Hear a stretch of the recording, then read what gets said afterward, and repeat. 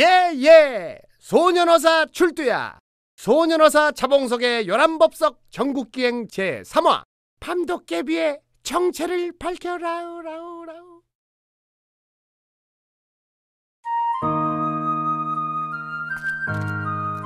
한 왕이 담을 넘어 백성들의 삶을 둘러보고 돌아온 후 신하들에게 한탄하여 말하였다.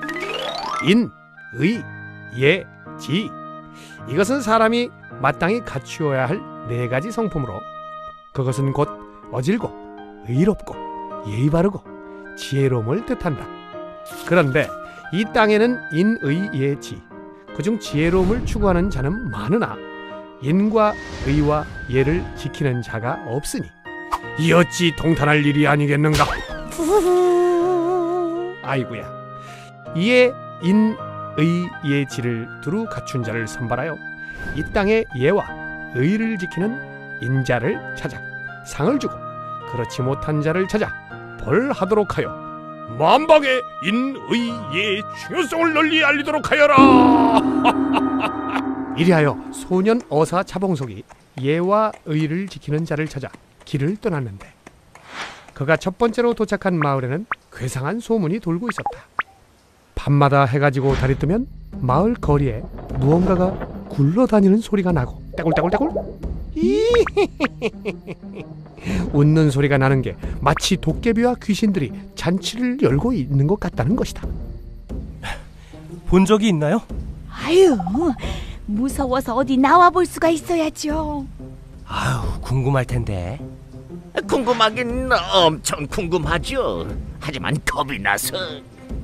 마을 사람들은 하나같이 그 소리의 정체가 무엇인지 무척이나 궁금했지만 진짜 도깨비나 귀신과 마주치게 될까봐 무서워서 감히 밖에 나와보지를 못하고 문고리만 단단히 잡고 있다는 것이었는데, 간혹 용기 백배한 자들이 횃불을 들고 거리로 나와 본 적이 있긴 한데, 그때마다 휙휙휙 너무나도 빨리 지나가는 그림자만 본터라. 역시 귀신이나 도깨비가 확실하다는 의견에 힘만 실어주었단다. 얘들아 뒤봐봐. 확실해. 만약에 사람이라면 그렇게 빨리 지나갈 수는 없는 거거든요. 맞아요. 한 번은 그냥 휙 하고 지나가는 그림자가 바로 제가 서 있는 옆 골목을 지나가는 것 같았는데 소름이 오싹하더라니까요. 의협심 많고 호기심 넘치는 자봉석이 이 마을을 그냥 지나쳐 갈 리가 없다. 그냥 가지. 또 위험한 일에 휘말리지 말고 말이야. 종달새, 뭔가 좀 알아와봐. 네 장기가 무엇이냐? 정탐, 염탐의 기술이 뛰어나 남들은 절대 알아낼 수 없는 비밀 알아오기, 소문 들어오기가 네 장기 아니더냐? 다 옛날 일이야. 지난번에 도적들한테 한번 심하게 쫓기고 나서는 내 몸도 한물 갔어. 누구 때문인지는 말 안 해도 잘할 거야. 나 이제 겨우 2살밖에 안 됐다. 뭐 내일 모레면 3살이 되지만, 그런데 나이치고는 너무 험한 경험을 많이 했다고 생각하지 않니? 너 때문에 말이야. 실은 말고, 그럼 우리가 오늘 밤에 직접 쫓아가 본다. 응? 아들자. 아유, 누가 하지 말란다고 안 할 자봉석이 아니다. 자봉석은 남의 집 대문 뒤에 쪼그려 앉아 밤이 되기를 기다렸다. 드디어 해가 지고 달이 떠서 밤이 되었다. 자봉석이 거리로 나가려는 순간, 이게 웬일인가? 명마 중에 명마, 땅땅땅땅땅땅. 위험한 순간이면 용기 백배해진다는 소문이 무성했던 태호가 무섭다고 몸 밖으로 한 걸음도 나가려 하지 않는 것이었다. 이거 당나귀 아니야? 자봉석이 태호의 줄을 끌고 나가자! 싫어. 나가자니까! 싫다니까. 가자고! 죽어도 싫어. 자봉석 군이 날 잘 모르나 본데 난 다른 건 다 견뎌도 무서운 건 못 견뎌. 난 무서운 영화도 못 보고 무서운 얘기도 싫어해. 밤중에 혼자 화장실 가는 것도 싫어한다니까. 말이 화장실은 무슨... 아무튼 너무 무서우면 오줌 싸다니까. 그렇게 한심하게 실랑이를 벌이고 있는데, 그 순간 웃음소리와 함께 자봉석 앞으로 뭔가가 휙 하고 지나갔다. 이거 무서워라.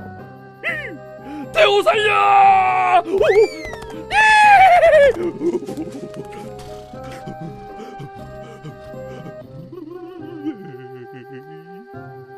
차봉석이 담장을 돌짝 뛰어넘어 소리와 그림자를 쫓아 달리기 시작했다.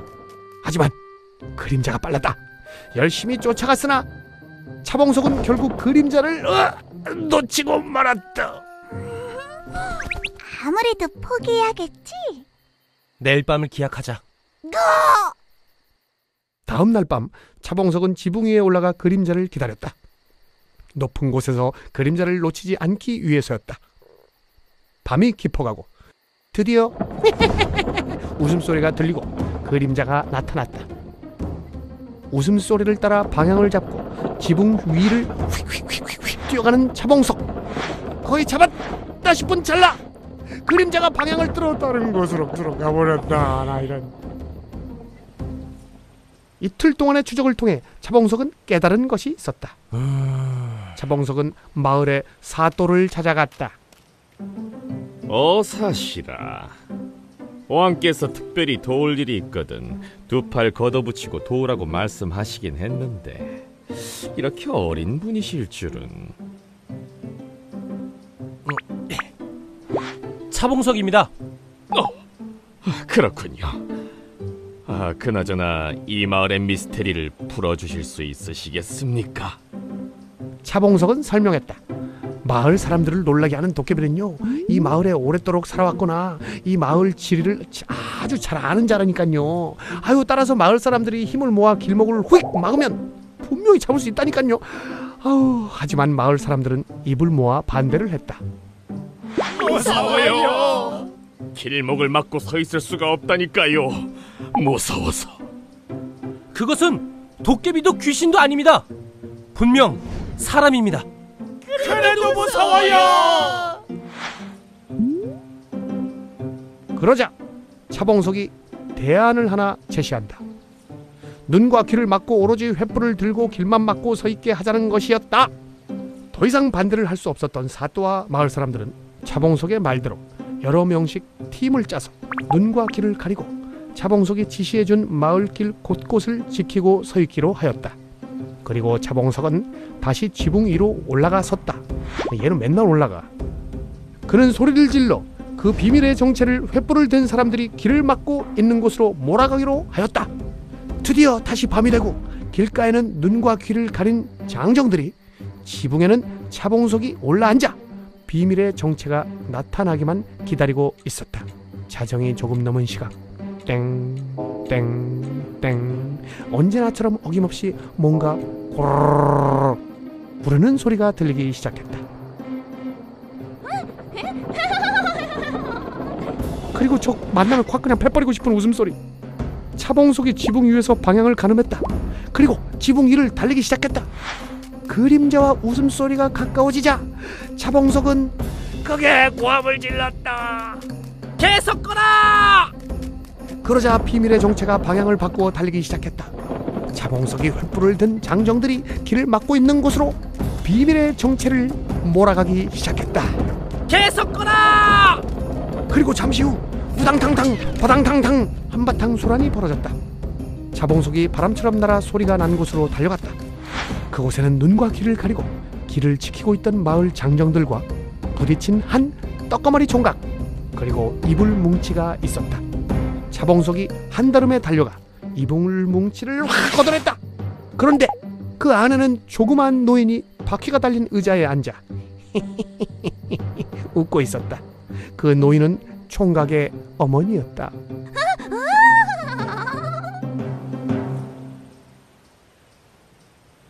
네, 이놈! 니놈이 무슨 이유로 밤도깨비 짓을 하며 온 마을을 두려움 속에 몰아넣었더냐? 사또, 저는 그러려고 했던 것이 아니옵니다. 저는 마을 사람들이 저를 밤도깨비라고 생각하는 줄도 몰랐습니다요.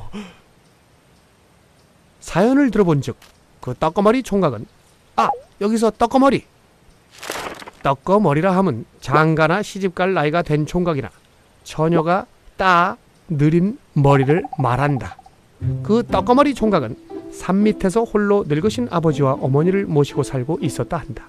그는 산에다 작은 밭을 일구어 이것저것 심어 먹으며 늙으신 부모님을 모시느라 마을 사람들과 어울리지 못했다. 그런데 어머님이 몸을 움직일 수 없는 병에 걸리고 만 것이었다. 평소 훨훨 날듯이 빠르게 산길 들길 여기저기 길을 다니길 좋아하시던 어머님이신지라 꼼짝없이 몸을 움직일 수 없게 되자 몸의 병보다 더한 우울증이 심해지기 시작했다. 종각은 어머니에게 바람을 쐬어드리고 어머니를 즐겁게 해드릴 수 있는 방법을 생각하고 또 생각했다.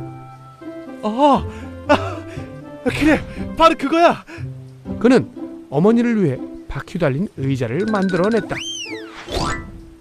그리고 시력이 나빠져서 낮에 태양 아래 나갈 수 없는 어머니를 위해 밤이면 밤마다 이불을 덮어서 어머니를 춥지 않게 싼 후에 바퀴 달린 의자에 태워 밤길을 날듯이 뛰어다녔던 것이었다. 가끔은 역시 몸이 편치 않은 아버지도 모시고 다녔다고 한다. 자봉석은 총각의 이야기에 깊은 감명을 받았다. 나도. 어떻게 그리도 부모님을 생각하는 마음이 깊습니까? 제가 아기였을 때 부모님께서 저의 손발이 되어 저를 길러주셨습니다. 그런데 이제 부모님께서 나이가 들어 어린 아기처럼 손발을 쓰실 수 없게 되었으니 이제는 제가 부모님의 손발이 되어 모시는 것이 당연한 일이 아닌지요. 비록 마을을 밤도깨비 소동에 휘말리게 했지만 당신의 효심은 높이 사고 널리 알릴만 합니다. 예, 전하. 그래서 저거 도깨비 무서워 쫓아가 그래도 쫓아가 누가기를 짠 달리고 잡았다 아니에요. 부모님이 히힝 랄랄라 즐겁게 바퀴를 달아서 달리자 이렇게 된 것이옵니다. 어찌 생각하시옵니까? 감동적이야. 완전 감동적이야. 어떻게 부모님을 위해서 바퀴 달린 의자를 만들 생각을 다 했니? 미래의 휠체어가 총각에게서 나온 것이라구만. 장하다, 장해. 내 저 총각을 위해 아버님, 어머님을 동시에 태울 수 있는 2인용 바퀴 의자를 만들어 보내겠노라. 정말 감사합니다. 감사합니다. 내가 직접 명령 내린 거니까 끝내주게 성능이 좋은 최신형 바퀴 달린 2인용 의자가 될 거야. 기대해도 좋아. 그리고 부모님 잘 모시라고 먹을 것도 평생 보내줄게.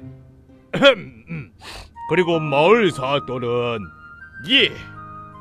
저 정년의 효행을 잘 적어 비로 세워서 지금 살고 있는 마을 사람들뿐 아니라 후세의 사람들도 모두 알고 효를 잘 지켜나가도록 하게 하라.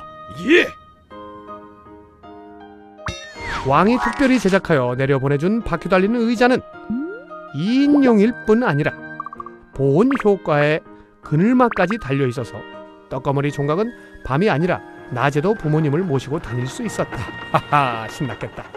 그리고 마을 사람들은 그런 총각을 만날 때마다 기운 내라고 과일도 건네주고 물도 건네주면서 응원을 하였고, 게다가 이런 총각에게 쏙 반한 마을의 마음씨 고운 처녀가 시집을 와서 아주 행복하게 부모님을 모시고 잘 살았다고 한다. 나도 이제부터 떡거머리처럼 하고 다녀야지. 그래야 장가가지.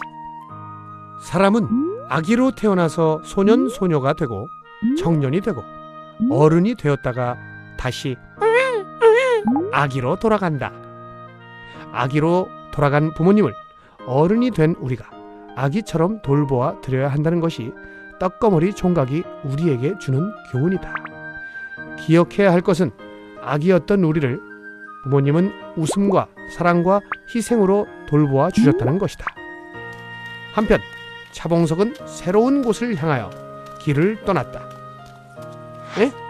태호가 왜 없냐고? 태호는 무서움을 없애는 극기 훈련장으로 4주간 특별 교육을 떠났다. 제발 오줌은 싸지 말아야 할 텐데.